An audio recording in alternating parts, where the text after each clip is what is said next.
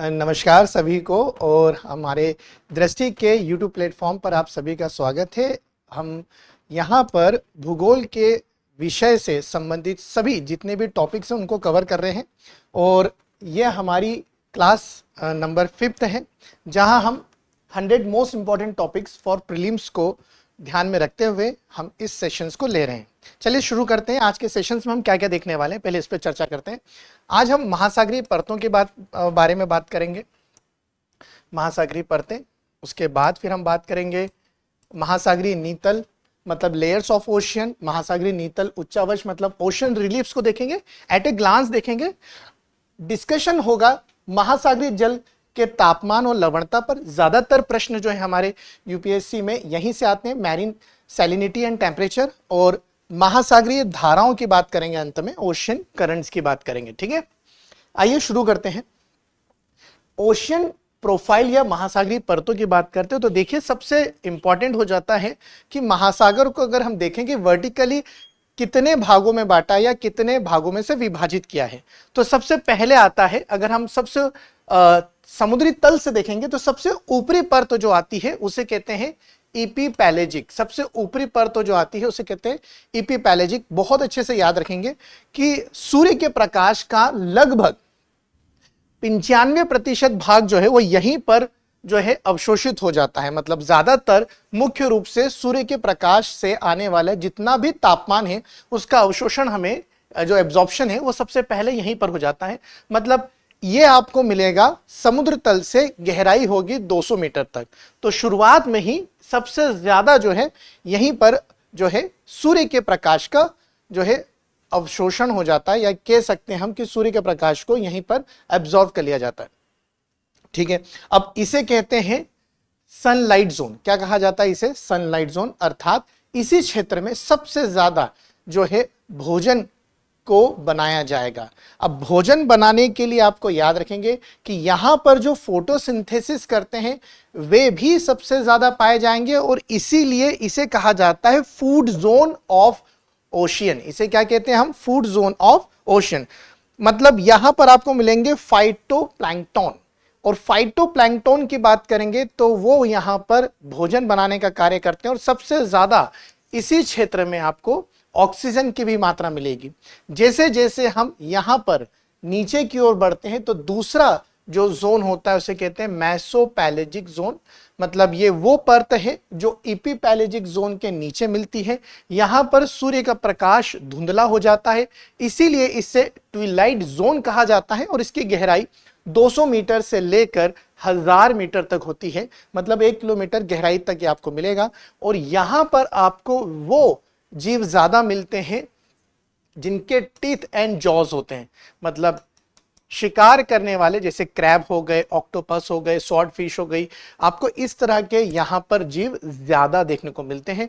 फिर इसके नीचे तीसरे अगर हम परत की बात करें तो जिसे कहा जाता है बैथीपैलेजिक परत, यह सबसे बड़ी परत मानी जाती है। इसे हम पृथ्वी पर स्थित वायुमंडल या जलमंडल या स्थल मंडल कहीं पर भी देखें तो सबसे बड़ा जो अगर हैबिटाट माना जाता है कि सबसे बड़ा जो शरण स्थल है, हैबिटाट है, वो कहाँ आपको मिलेगा? बैथीपैलेजिक जोन में, जिसकी गहराई आपको मालूम होनी चाहिए 1000 मीटर से लेकर 4000 मीटर तक। और यहाँ पर आपको ज्यादातर अधिक गहराई में जो प्रेशर को मतलब दाब को ज्यादा झेल सकते हैं वो जीव ज्यादा मिलेंगे। जैसे हमने स्क्विड की बात करी, ठीक है, वाइपर फिश की बात करी, इस तरह के जीव आपको ज्यादा मिलेंगे, और ये सबसे बड़ा हैबिटाट कहा जाता है बैथीपैलेजिक। फिर जब हम चौथी लेयर पर आते हैं, इसे कहा जाता है एबिजल या एबिजोपैलेजिक कहा जाता है, एबिजल प्लेन्स के नाम से जाना जाता है।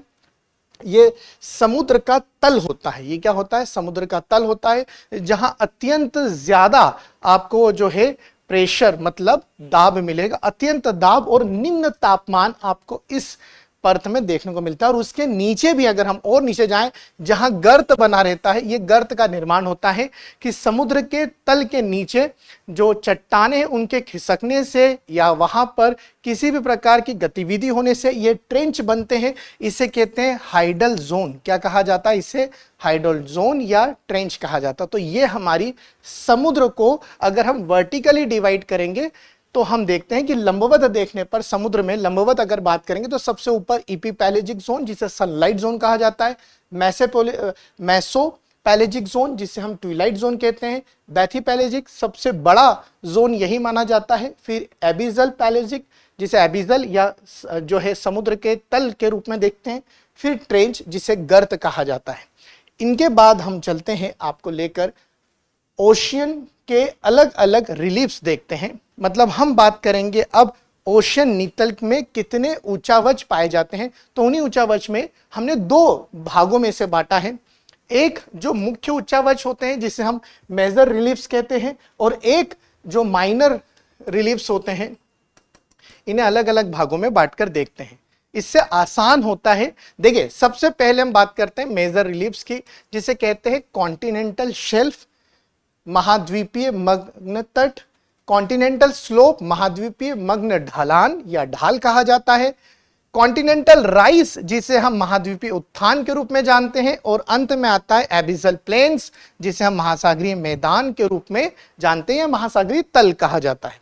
वहीं माइनर रिलीफ्स की बात करेंगे हम, ऐसे ऊंचावच की बात करें जो छोटे छोटे मात्रा में मिलते हैं, जैसे सबमरीन रीच देखते हैं, अंत समुद्री कंटक की बात करेंगे हम, एबिजल हिल्स की बात करते हैं, नीतल पहाड़ियां, सी माउंट एंड गायोड की बात करेंगे, ये एक तरह की पहाड़ियां ही हैं पर इसमें क्या अंतर है हम वो देखेंगे, और canyon, coral reefs and trench मतलब जलमग्न कैनियन की बात करेंगे, प्रवाल भित्ति की बात करेंगे, और उसी के बाद देखेंगे हम महासागरीय गर्त का निर्माण कैसे होता है। तो ये है महासागरीय नीतल की बात हो रही है, ओशियन बॉटम की बात हो रही है। आइए देखते हैं इनकी क्या विशेषता है वो भी समझते हैं।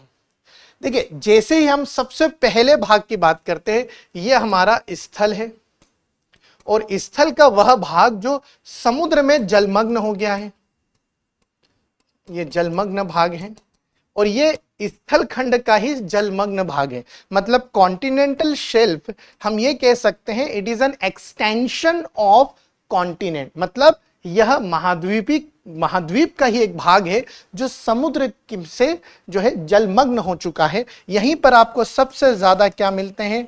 मिनरल्स मिलते हैं। यहीं पर आपको फोसाइल फ्यूल्स मिलेंगे। यहीं पर आपको बंदरगाह के निर्माण के जो है स्थिति यहीं पर बनती है। मतलब जो प्राकृतिक बंदरगाह है उसके निर्माण की स्थिति भी आपको कहाँ मिलती है? इसी क्षेत्र में देखने को मिलती है। अब यहाँ जो ढलान होता है वो बहुत सामान्य होता है।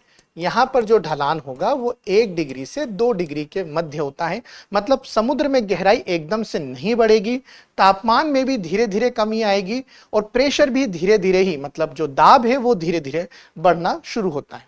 मगर जैसे ही हम दूसरे भाग पर आते हैं जिसे हम कॉन्टिनेंटल स्लोप कहते हैं, जिसको हमने कहा कि महाद्वीपीय मग्न ढलान, और महाद्वीपीय मग्न ढलान की जब बात करते हैं तो यहाँ ये ढलान का जो डिग्री है वो आपको 5 डिग्री तक मिलेगी। मतलब तीव्र रूप से आपको ढलान देखने को मिलेगा। अचानक ये वो भाग है जहां पर समुद्र की गहराई जो है वो बढ़ जाएगी, यहाँ पर तापमान में तेजी से कमी देखने को मिलेगी, और दाब में बढ़ोतरी आपको यहाँ दर्ज होती है। मतलब ये वो भाग है जो कॉन्टिनेंट का ही एक स्लोप है। मतलब यहां पर हम कह सकते हैं कि महाद्वीप के भाग का लगभग अंत हो जाता है, और फिर हम इसके तीसरे भाग पर आते हैं जिसे कहा जाता है कॉन्टिनेंटल राइस, जिसे कहते हैं महाद्वीपीय उत्थान, और यह उपस्थित होता है महाद्वीप के मैदान, मतलब समुद्र के मैदानों और कॉन्टिनेंटल स्लोप के बीच में, मतलब एबिजल प्लेन्स और कॉन्टिनेंटल स्लोप के बीच में, ढलान के और मैदान के बीच में आपको मिलता है कॉन्टिनेंटल उत्थान। ये आपको याद रखना है, जिसे हम कॉन्टिनेंटल राइस या महासागरीय उत्थान के रूप में जानते हैं। इसका भी जो ढलान होता है वो 1 डिग्री से 2 डिग्री के मध्य होता है, और धीरे धीरे कॉन्टिनेंटल राइस ये मर्ज हो जाता है, मिल जाता है किसमें? एबिजल प्लेन्स में। तो अगर हम समुद्र की गहराई से देखते हैं कि गहराई में, सबसे गहराई में आपको मिलता है कौन सा आपको भाग मिलेगा, तो वह है एबिसल प्लेन्स। फिर उससे थोड़ा सा ऊपर आपको मिलता है कॉन्टिनेंटल राइज, थोड़ा और ऊपर चलेंगे तो कॉन्टिनेंटल स्लोप, और सबसे ऊपर वाले भाग को कहते हैं कॉन्टिनेंटल शेल्फ। मतलब समुद्र के मग्न होने की अगर बात करेंगे, कि हम वो भाग की बात करें जहां पर सबसे पहले जो महाद्वीप भाग मग्न होता है शेल्फ कहलाता है, अचानक फिर ढलान बढ़ता है कॉन्टिनेंटल स्लोप कहलाता है, फिर आपको नीचे राइज और सबसे नीचे एबिसल प्लेन्स की बात होती है। आपको सिर्फ याद रखना है सीक्वेंस, और सबसे तेजी से सबसे ज्यादा ढलान आपको कहाँ मिलेगा, ये वही क्षेत्र है जिसे हमने कहा था कि सबसे बड़ा जो है यहाँ पर आपको हैबिटाट मिलता है। ठीक है, याद है बैथीपैलेजिक जोन जो है वो इसी क्षेत्र में आपको ज्यादा देखने को मिलेगा। ठीक है, अब आगे बढ़ते हैं कि अगर हम माइनर रिलीफ्स की बात करें, माइनर रिलीफ्स की बात करें, मतलब हम महासागर के माइनर रिलीफ्स की बात करें तो क्या देखने को मिलते हैं। जैसे कटक, इसे कहते हैं बेटा ओशियन रीज, ओशियन रीज कहा जाता है। अब इनका निर्माण कैसे होता है वो समझते हैं। कन्वेंशनल करंट की अगर बात करें कि हमारी पृथ्वी पे अगर हम आंतरिक भाग की रचना को समझते हैं, तो हमने आपको पहले जो लेक्चर्स थे उसमें समझाया था कि किस तरह से कॉन्टिनेंटल रीच, मतलब कॉन्टिनेंटल शिफ्टिंग जब होती है तो उसके पीछे कहीं ना कहीं जो है कन्वेंशनल करंट जो है जिम्मेदार होता है। कन्वेंशनल करंट के कारण ही यहाँ पर जो मैग्मा है वो ऊपर की ओर उठता है, और मैग्मा के ऊपर उठने पर इस तरह से कटक का निर्माण होता है। इसी के कारण होती है सी स्प्रेडिंग, मतलब जो तल है वो बढ़ जाता है या उसका विस्तार होता है। ठीक है, ये याद रखेंगे। महासागरीय गर्त का निर्माण कैसे होता है, आपको याद रखना है कि समुद्र के तल के नीचे जो बड़ी बड़ी चट्टानें हैं, प्लेटें हैं, उनकी गति करने से, उनके मूवमेंट के कारण ये गर्त का निर्माण होता है। और ये जो गर्त, जैसे मेरियाना गर्त, हमारे पृथ्वी पर सबसे बड़े गर्त के रूप में मेरियाना गर्त जो आपको प्रशांत महासागर में देखने को मिलता है, सबसे बड़ा गर्त कहलाया जाता है। सबसे गहरा बिंदु, बहुत ज्यादा यहाँ पर तापमान जो है गिर जाएगा, और प्रेशर, अगर दाब की बात करेंगे तो बहुत ज्यादा यहाँ पर आपको प्रेशर मिलता है। गायोट एक इस तरह के जो पर्वत होते हैं जिनके ऊपर का हिस्सा क्या होता है, बिल्कुल समतल होता है, फ्लैट होता है, उसे गायोट कहते हैं। सी माउंट आपको पर्वत नुमा आकृति मिलेगी। समुद्र के भीतर जो उच्चावच ऐसा बनता है जहां पर आपको सी माउंट कहा जाता है, ये हिल्स के रूप में, एबिजल हिल्स के रूप में भी आपको देखने को मिलेंगे। और फिर अगर ये भाग समुद्र तल के ऊपर तक चला जाता है तो इससे बनते हैं ज्वालामुखी द्वीप, जिसे हम आइलैंड आर्क के रूप में भी जानते हैं। तो आइलैंड आर्क, कटक की बात करें या महासागरीय गर्त की बात करें, तो ये आपको सब माइनर रिलीफ्स के अंतर्गत आते मिलेंगे। ठीक है, ये एक आपको जनरल ओवरव्यू दिया हमने कि महासागर में प्रोफाइल कैसी होती है, कि किस तरह से परतें पाई जाती हैं और महासागर में किस तरह के उच्चावच होते हैं, मेजर और माइनर। अब मुख्य भाग पर चलते हैं। महासागर जल का तापमान और लवणता, ये सबसे महत्वपूर्ण भाग है। इससे प्रश्न सबसे ज्यादा आते हैं। पूछा गया है कि महासागर के जल का तापमान कैसे अलग अलग स्थानों पर अलग अलग होता है और लवणता क्यों भिन्नता देखी जाती है। आइए तापमान की बात करते हैं। ठीक है, ठीक है, समुद्र के तापमान की।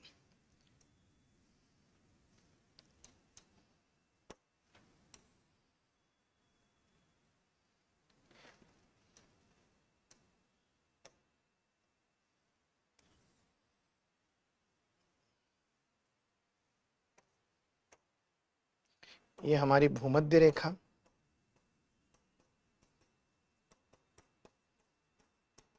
इक्वेटोरियल लाइन, ये आगे आपके ध्रुव, मतलब पोल्स की बात हो रही है।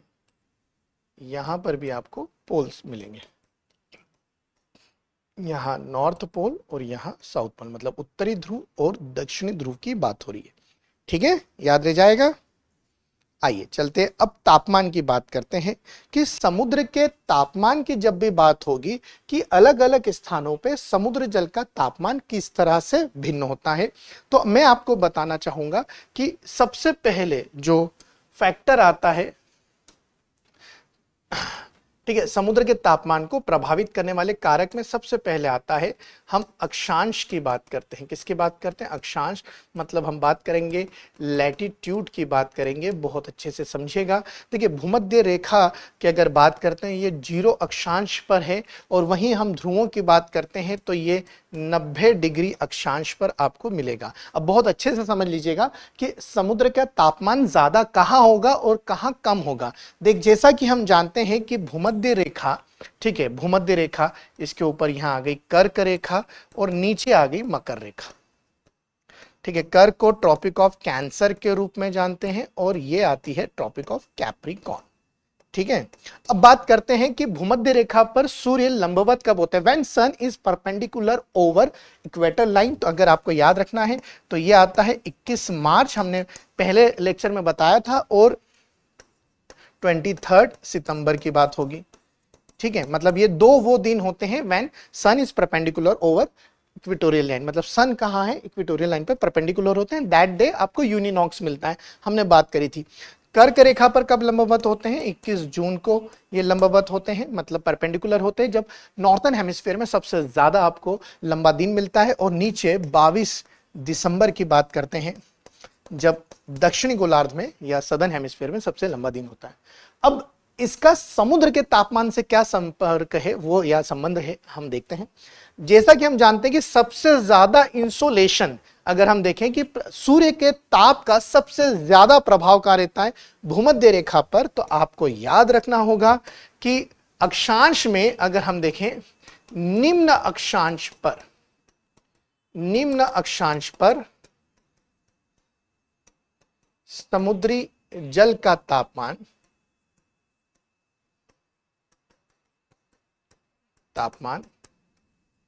ज्यादा होता है, ठीक है। आ रही है बात समझ में आपको? ये बहुत है यार। और जैसे जैसे हम उच्च तापमान की उच्च अक्षांश की ओर जाएंगे, तापमान में कमी आ जाएगी। मतलब हम उच्च अक्षांश की ओर गए, अक्षांश पर तापमान कम हो जाएगा। तापमान क्या हो जाएगा? कम। तो ये बहुत अच्छे से याद है कि यहां पर ताप कम होता है और यहां पर ताप क्या होगा? ज्यादा। मतलब अगर हम कहें कि समुद्र के जल के तापमान को प्रभावित करने वाला पहला कारक क्या होगा, तो आप कहेंगे अक्षांशी स्थिति। क्या होगी? अक्षांशी स्थिति। चलिए, ये पहला कारण है। दूसरे कारण की तरफ चलते हैं। दूसरा आता है जल व स्थल का असमान वितरण, ठीक है। जल और स्थल का असमान वितरण, मतलब हम लैंड और सी की बात करेंगे तो डिस्ट्रीब्यूशन जो है वो प्रॉपर नहीं है। मतलब अगर हम पृथ्वी की बात करें, अर्थ की बात करें, तो आप ये देखेंगे ये भूमध्य रेखा है, ये भूमध्य रेखा है। तो उत्तरी गोलार्ध में आपको स्थल भाग ज्यादा देखने को मिलता, मतलब उत्तरी गोलार्ध में आपको स्थल भाग ज्यादा मिलेगा, वहीं दक्षिणी भाग में आपको जलीय भाग ज्यादा मिलता है। अब आप समझ सकते हैं कि स्थल भाग जो है, स्थल जो है वो जल की तुलना में ज्यादा गर्म रहता है, मतलब तेजी से गर्म होता है, तेजी से ठंडा होता है। तो अगर हम स्थल भाग की बात करेंगे, जो भी समुद्र जो जल है वो जितना स्थलीय भाग से जुड़ा रहेगा, कनेक्टेड रहेगा, उसका तापमान क्या होगा? ज्यादा होगा। और जलीय भाग ज्यादा होने के कारण दक्षिणी गोलार्ध का जो तापमान है वो क्या होगा? कम होगा। इसलिए आप देखते हैं कि उत्तरी गोलार्ध में 34 डिग्री पर, मतलब 34 डिग्री अक्षांश पर यहां, और दक्षिणी गोलार्ध में 34 डिग्री अक्षांश पर, या 50 डिग्री या 40 डिग्री या 60 डिग्री हमें उत्तरी गोलार्ध में क्यों नहीं मिलती? अश्व अक्षांश जो हम 34 डिग्री की बात करते हैं, गुर्राता 40, रोरिंग 40 की बात करते हैं, इंटेंस 50 मतलब प्रचंड 50, या शाउटिंग 60 चीखता 60, ये हमें ऊपर क्यों नहीं मिलते, ये नीचे ही दक्षिणी गोलार्ध में क्यों मिलते हैं? इसका सीधा कारण है कि दक्षिणी गोलार्ध में ज्यादा जलीय भाग होने से तापमान में कमी अर्थात दाब में मतलब प्रेशर में आपको बढ़ोतरी मिलती है। तो यहां प्रेशर ज्यादा है, इसलिए हम कह सकते हैं कि जल और स्थल के असमान वितरण के कारण भी समुद्री जल का यहां ज्यादा जो है तापमान रहता है और समुद्री जल का यहां पर तापमान क्या होता है, कम होता है। यह आपको क्लियर हो चुका होगा। अब चलते हैं प्रचलित पवनों की तरफ, वो भी एक बहुत बड़ा फैक्टर है। प्रचलित पवने, आइए इन्हें समझते हैं। प्रचलित पवने मतलब हम बात कर रहे हैं प्रीवेलिंग विंड्स की, प्रीवेलिंग विंड्स की बात करते हैं, ये अच्छे से याद रख लेंगे। प्रीवेलिंग विंड्स जिसे हम परमानेंट विंड्स बोलते हैं। और प्रीवेलिंग विंड्स में कौन कौन आता है, जैसे आपको मालूम है ट्रेड विंड आ गई, ट्रेड, ठीक है, वेस्टरलाइज, वेस्टरलाइज एंड पोलार। हिंदी में क्या कहते हैं, ट्रेड को कहा जाता है व्यापारिक पवने, व्यापारिक पवने कहते हैं। वेस्टरलाइज मतलब आपकी पछुआ पवने, और वहीं पोलार मतलब ध्रुवीय पवने। तो आइए समझते हैं कि प्रीवेलिंग विंड से समुद्र तल का तापमान में क्या अंतर आ जाता है। देखिए प्रीवेलिंग विंड्स, ट्रेड विंड्स की अगर हम बात करें तो ये है ट्रेड विंड्स, मतलब ये चल रही है ट्रेड विंड्स। बहुत अच्छे से समझिएगा, वाकर सर्कुलेशन जो सामान्य स्थिति रहती है वो कैसी होती है कि ट्रेड विंड्स क्या करती है, अपने साथ जो सतही जल है समुद्र का वो अपने साथ लेकर चलती है और उसे इकट्ठा कर देती है पश्चिमी तटों पर, पश्चिमी तटों पर। क्यों पश्चिमी तटों पर, और ये पूर्वी तट है। यहां हम थोड़ा सा इसको डायग्राम में बदल देते हैं, ये वाला हो गया पूर्वी तट, पूर्वी तट मतलब ईस्ट कोस्ट और वेस्ट कोस्ट। फॉर एग्जांपल हमने ये लिया प्रशांत महासागर, प्रशांत महासागर मतलब हम पैसिफिक ओशन की कंडीशन देख रहे हैं। तो क्या होगा, पेरू के तट से ये हवाएं गर्म जल को ले जाकर इकट्ठा कहां कर देती है, प्रशांत महासागर के पश्चिमी तटों पर।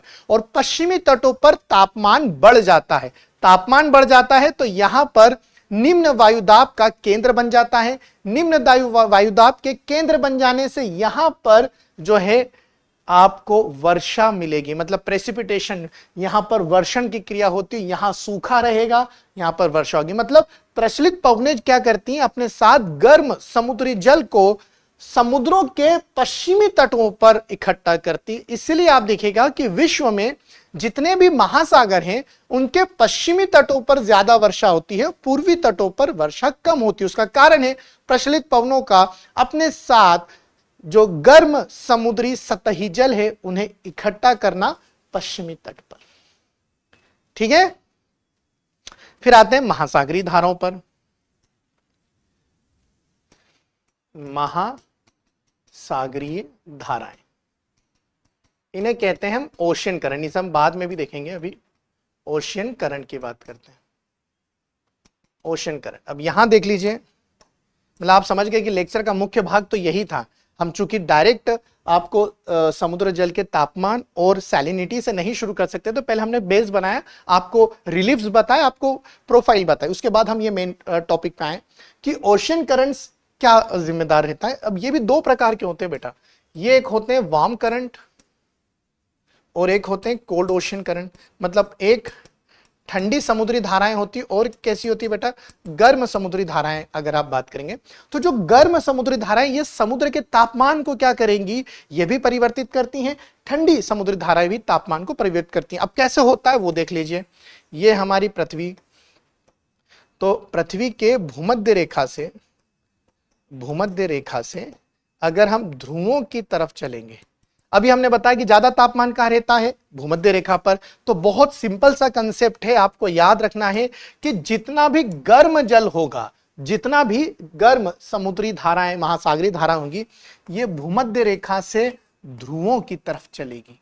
ये भूमध्य रेखा से कहां चलेगी, ध्रुवों की तरफ। मतलब गर्म जल जो है वो भूमध्य रेखा से ध्रुवों की ओर जाता है। वहीं जब हम बात करते हैं ठंडी महासागरीय धाराओं की। तो ये ध्रुवों से कहां आएगा, ध्रुवों से आता है भूमध्य रेखा की ओर।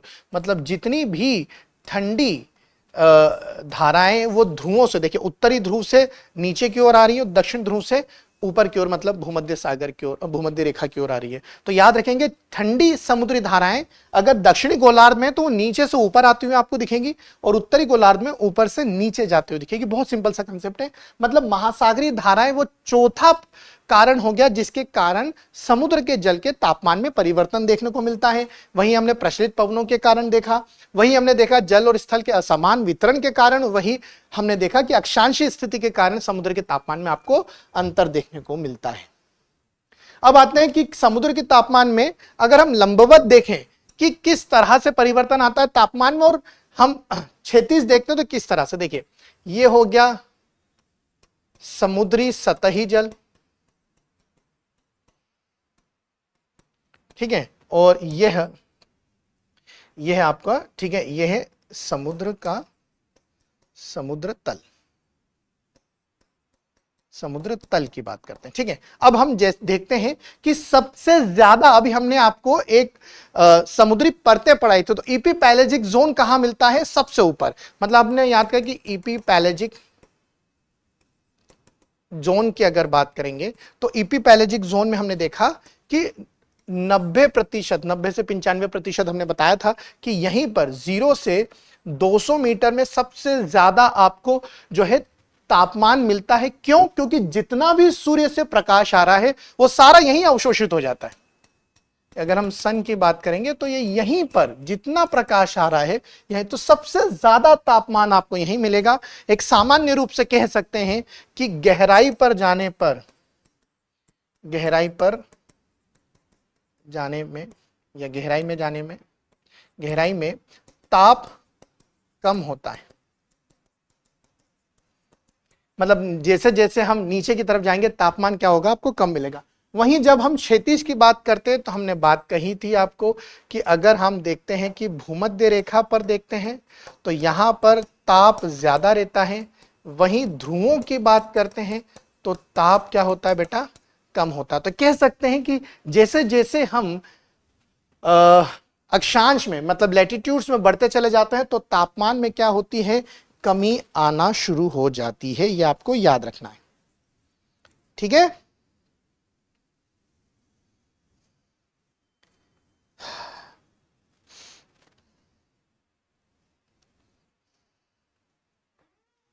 ये आपको याद रखना है बहुत अच्छे से। आगे बढ़े अब, चलिए देखते हैं।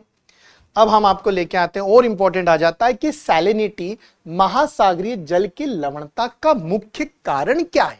पहले तो आपको हम बाद में बताएंगे कि फैक्टर्स अफेक्टिंग सैलिनिटी, वो बाद में। अगर कहीं पर प्रश्न आया कि महासागर के लवणता का मुख्य कारण क्या है तो आप क्या कहेंगे, पृथ्वी की क्रस्ट।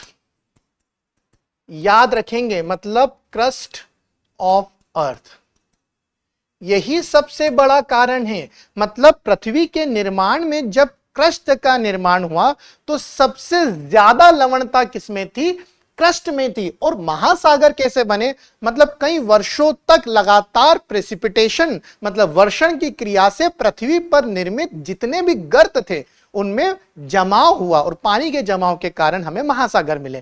तो हम सीधे तौर पर एक ही बात कहेंगे कि पृथ्वी के क्रस्ट जो है, पृथ्वी के क्रस्ट से ही सबसे ज्यादा जो है सागर की लवणता का स्रोत है। मतलब मुख्य स्रोत अगर आप कहें कि लवणता का मुख्य स्रोत क्या है, पृथ्वी की क्रस्ट, मतलब क्रस्ट ऑफ अर्थ। ये आपको याद रखना है बहुत अच्छे से, ठीक है। फिर क्लोराइड और सल्फेट, मतलब इसके अलावा आपको अगर पूछा जाए कि क्या है, क्लोराइड व सल्फेट, ठीक है। तो क्लोराइड और सल्फेट के कारण भी क्या रहती है, लवणता रहती है। मतलब सोडियम क्लोराइड की बात कर लें, ठीक है, कैल्शियम सल्फेट की बात कर लें, पोटेशियम सल्फेट की बात करें, मैग्नीशियम क्लोराइड की बात करें, तो सोडियम, मैग्नीशियम आप इनके कारण मान सकते हैं या हमें मालूम है कि इनके कारण लवणता रहती है, मगर मुख्य कारण आपको याद लगाना है कि पृथ्वी के क्रस्ट का। अब रहा सहा इसमें क्या होता है कि पवनों के द्वारा भी लाए गए लवणीय पदार्थ जो रहते हैं वो मिक्स होते चले जाते हैं। इवन अगर हम बात करें कि जो पानी जो मिक्स होता है, मतलब वर्षा के जल से या नदियों के माध्यम से भी जो जल आता है उसमें भी कहीं ना कहीं लवणता को प्रभावित किया जाता है, वहां पर भी हम देखेंगे। अब अगला ये आपको क्लियर होगा कि मेन कारण जो है पृथ्वी की क्रस्ट, और उसके बाद फिर हम क्लोराइड और सल्फेट्स की बात करते हैं। फिर आते हैं कि लवणता को नियंत्रित करने वाले कारक क्या है। मतलब अगर हमें पूछा जाए कि समुद्र में उपस्थित जो लवणता है उसका मुख्य कारण तो हमने बता दिया कि क्रस्ट है, मगर किस तरह के कारक होते हैं जो इसमें परिवर्तन लाते हैं, कहां सबसे ज्यादा आपको लवणता को प्रभावित किया जाता है। ठीक है, तो चलिए सबसे पहले कहते हैं वाष्पीकरण। वाष्पीकरण मतलब हम क्या देख रहे हैं, इवापोरेशन। देखिए बहुत सिंपल है, अब ज्यादा जहां पर इवापोरेशन होगा वहां सैलिनिटी क्या होगी, ज्यादा होगी। तो आपको याद रखना कि वाष्पीकरण के कारण लवणता बढ़ जाती है या बढ़ती है। बहुत अच्छे से याद करेंगे, मतलब evaporation increases rate of salinity. ठीक है, इंक्रीजेस रेट ऑफ सैलिनिटी। और दूसरा कारण आता है, ठीक है, वर्षण। वर्षण मतलब प्रेसिपिटेशन।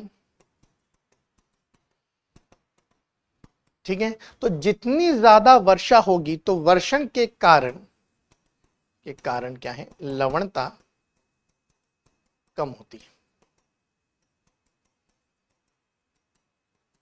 तो वर्षण के कारण क्या होती है, लवणता कम होती है। तो ये बहुत अच्छे से याद रखना है कि वाष्पीकरण जहां ज्यादा होगा वहां पर लवणता बढ़ते हुए मिलेगी, और जहां वर्षण प्रेसिपिटेशन ज्यादा होगा वहां लवणता क्या होगी, कम होगी। मतलब फ्रेश वाटर का, ठीक है, अगर हम बात करें फ्रेश वाटर का एड ऑन होना सैलिनिटी को क्या करता है, कम करता है। वहीं इवोपोरेशन रेट जो है, तो पानी उड़ जाता है, नमक की मात्रा बढ़ जाती है, इसलिए सैलिनिटी क्या हो जाती है, लवणता क्या हो जाती है, बढ़ जाती है। अगर हमसे पूछा जाए कि ये भूमध्य रेखा है, ये कर्क रेखा है, ये मकर रेखा है, तो बताइए तीनों रेखाओं में सबसे ज्यादा लवणता कहां मिलेगी। तो हमारा दिमाग तो सबसे पहले यही जाता है कि भूमध्य रेखा पे सबसे ज्यादा तापमान होता है, तो लवणता तो यही होना चाहिए। मगर मैं आपको यहां रोकूंगा, मैं ये बताऊंगा कि आप ये बात भी याद रखें कि सबसे ज्यादा प्रेसिपिटेशन, वर्षण भी तो यहीं पर होता है। मतलब अगर हम भूमध्य रेखा पे औसतन वर्षा देखें तो ये 200 सेंटीमीटर से भी क्या होती है, ज्यादा होती है। अब 200 सेंटीमीटर से भी ज्यादा होती है, उतनी वर्षा कर्क और मकर रेखा पर नहीं होती। तो आपने पढ़ा होगा या सुना होगा कि सबसे ज्यादा जो लवणता है, लवणता की अधिकता आपको कहां मिलेगी, अधिकता मिलती है कर्क व भूमध्य रेखा पर, सॉरी कर्क व मकर रेखा पर, मकर रेखा पर। यह भी याद रखेंगे, सबसे ज्यादा लवणता आपको कहां मिलती है, कर्क और मकर रेखा पर देखने को मिलती है। ठीक है,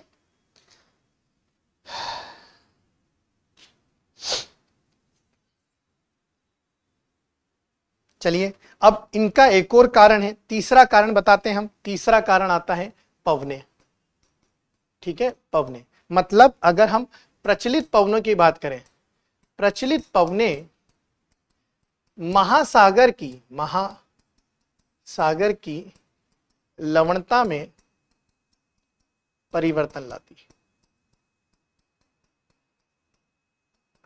देखिए प्रश्न आपके पीवाईक्यू ऐसे ही आएंगे। अब कैसे हुआ, मैंने आपको बताया था कि जो व्यापारिक पवने हैं, हमने आपको बताया था कि व्यापारिक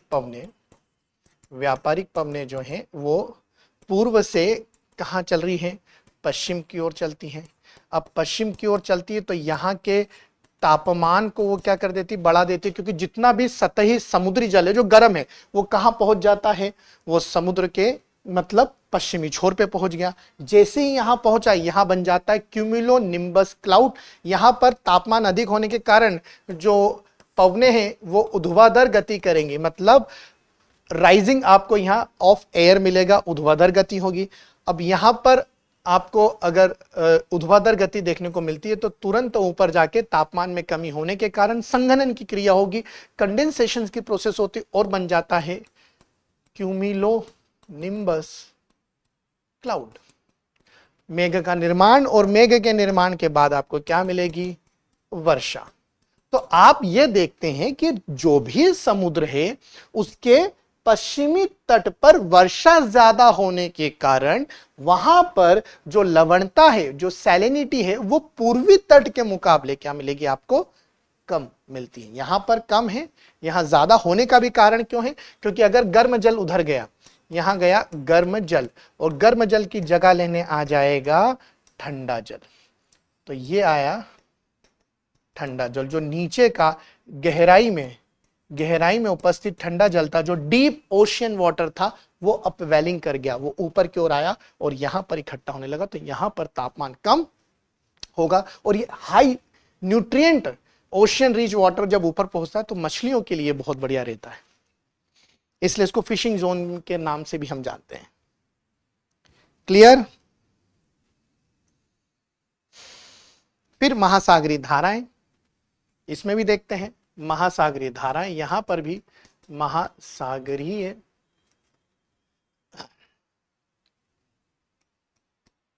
धाराएं, ओशियन करंट, ये भी जिम्मेदार हैं। अभी हमने बताया कि ओशियन करंट में जो वार्म करंट रहेगा, वार्म करंट की अगर हम बात करें, ऐसा करंट जो जिसका तापमान ज्यादा रहता है, तो वार्म करंट क्या करता है? जहां पर पहुंचेगा तापमान में अंतर ला देता है, और इसके साथ कोल्ड करंट,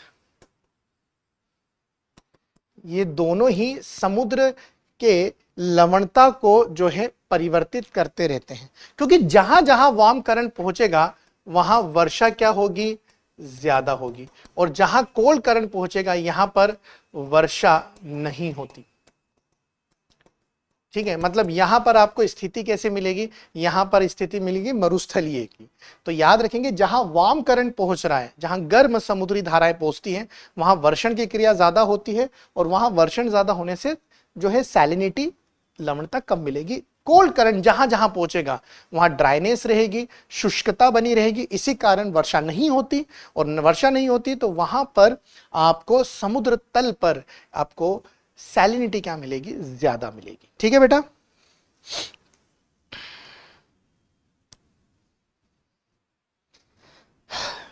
चलिए आगे बढ़ते हैं, ओशियन करंट की बात करते हैं। अच्छा, एक और चीज यहां देख लेंगे, अगर हम समुद्र के सतह से, मतलब हम समुद्री सतह से गहराई में जाएंगे, गहराई में जाने पर नीचे की तरफ जब जाते हैं तो सैलिनिटी इंक्रीजेस। ठीक है, मतलब लवणता बढ़ती है, ये भी याद रखें। मतलब गहराई पर जाने पर आपको लवणता क्या मिलेगी? ज्यादा मिलेगी। मतलब हाई न्यूट्रिएंट वाटर आपको नीचे मिलता है तो उसकी सैलिनिटी ज्यादा होती है। इसका सीधा तात्पर्य है सघनता से, मतलब डेंसिटी जैसे जैसे बढ़ जाती है सैलिनिटी भी जो है वो बढ़ जाएगी। ठीक है बेटा?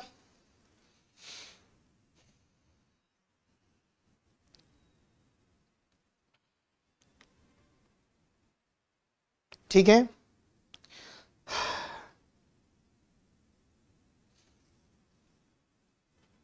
चलिए समुद्र, आखिरी हमारा है कि समुद्री महासागरीय धाराओं की बात करते हैं। देखिए महासागरीय धारा क्या है?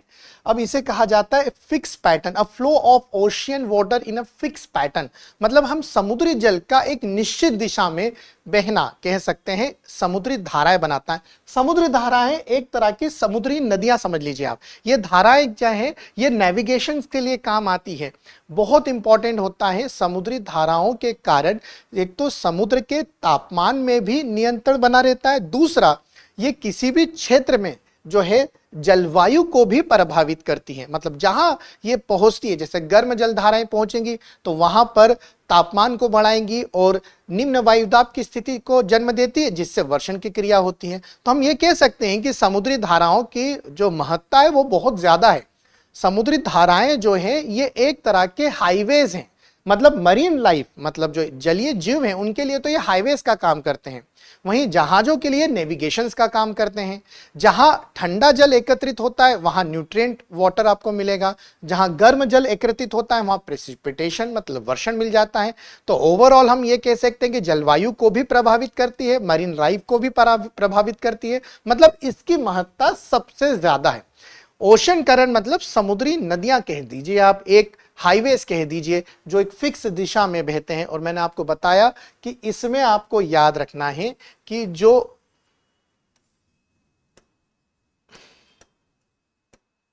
ये भूमध्य रेखा है और ये ध्रुव है, बहुत सिंपल से बताया है आपको कि जो भूमध्य रेखा से ऊपर की ओर जाएंगे या दक्षिण गोलार्ध में नीचे को जाते हैं, ये कैसे हैं, ये गर्म समुद्री धारा है। और वहीं जब हम बात करते हैं ध्रुवों से नीचे या ध्रुवों से ऊपर के, ये क्या हो जाएंगे बेटा, ठंडी समुद्री धाराएं। और जहां ठंडी और गर्म धाराएं आपस में मिलती हैं वहां पर आपको फिश बैंक मिलता है। क्या मिलता है बेटा, फिश बैंक। ठीक है, जैसे गल्फ स्ट्रीम को कहते हैं यूरोप का कंबल। क्या कहा जाता है, यूरोप का कंबल। देखिए नॉर्थ इक्वेटोरियल करंट है, जैसे ही ये ऊपर की ओर बढ़ते हैं गल्फ स्ट्रीम आगे चल के नॉर्वेजियन, ये सब गर्म जलधाराएं, क्योंकि ये भूमध्य रेखा से ऊपर की ओर जा रही है। वहीं आप नीचे की तरफ देखिए साउथ इक्वेटोरियल करंट, मतलब जब हम साउथ इक्वेटोरियल करंट को देखते हैं नीचे की ओर जाते हैं तो ब्राजीलियन धारा, ये भी कैसी है, गर्म जलधारा है। ऊपर से नीचे की ओर आते हुए देखते हैं जैसे लेब्राडोर की ठंडी जलधारा, ग्रीनलैंड की ठंडी जलधारा, ठीक है, कैलिफोर्निया की ठंडी जलधारा, अलास्का ऊपर की तरफ जा रही है तो अलास्का की क्या हो जाएगी, गर्म जलधारा, पेरू की ठंडी जलधारा जिससे अपवेलिंग ऑफ कोल्ड वाटर हो रहा था। यहां देखिए बेगुएला, पेरू का हमबोल्ट भी कहते हैं, याद रखिएगा, बेगुएला की धारा जो नीचे से ऊपर की ओर जा रही है ठंडी है। वहीं हम ऑस्ट्रेलियन, अगर पूर्वी ऑस्ट्रेलियन की धारा देखेंगे तो ऊपर से नीचे जा रही है, मतलब ये गर्म है। वहीं वेस्टर्न ऑस्ट्रेलियन धारा देखेंगे नीचे से ऊपर की तरफ जा रही है, मतलब ये ठंडी जलधारा है। क्यूरोशियो गर्म है, ओयाशियो जो है ठंडी, और दोनों जब मिलती है तो ये भी क्या बनाती है, फिश बैंक बनाती है, याद रखेंगे।